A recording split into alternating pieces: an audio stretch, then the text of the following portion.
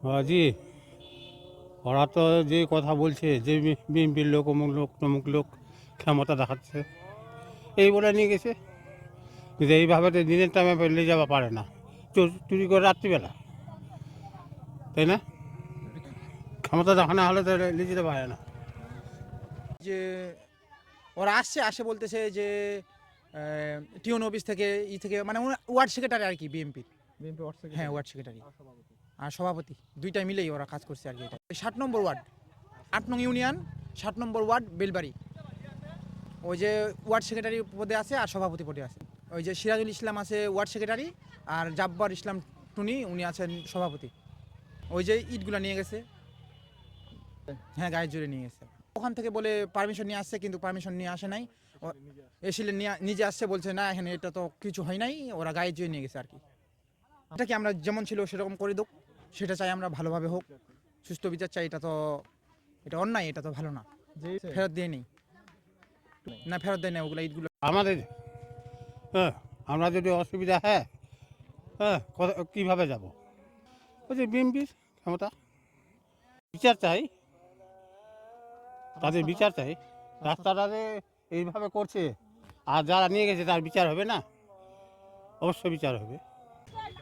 नाबूरा और यहाँ जब्बाटुनी और वसी हमारा बाई गया, हमारा तो खाली बाड़ी मान जाती वहाँ सब खुंदी सब आ गया।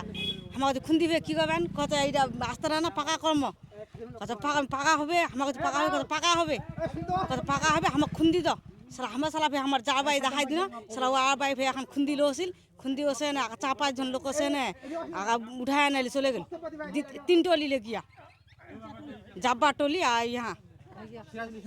তবে অভিযোগের বিষয়ে ভিন্ন কথা বলছে ৮ নং বড়বাড়ি ইউনিয়নের ৭ নং ওয়ার্ডের সাধারণ সম্পাদক সিরাজুল ইসলাম নাবু।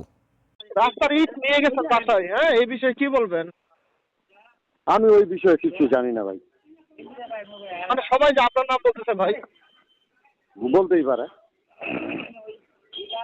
আপনি কিছু জানেন না?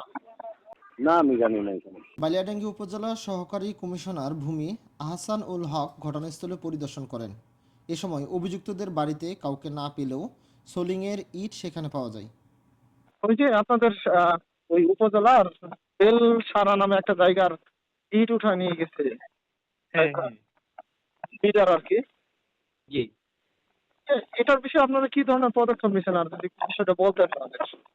আচ্ছা, এটা হচ্ছে আমি গতকাল ওখানে স্পটে গেছিলাম, হ্যাঁ, এবং যারা এই অপকর্ম ঘটাইছে, এই দুষ্কৃতিমূলক কাজ করছে, তাদেরকে আমি স্পটে পাইনি।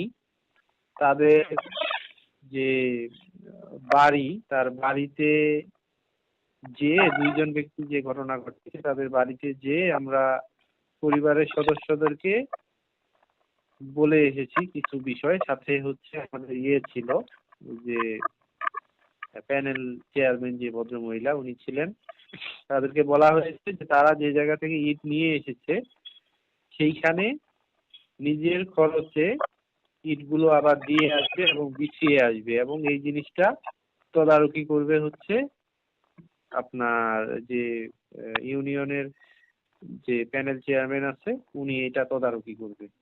এই হচ্ছে আমার নির্দেশনা ছিল তাদের প্রতি।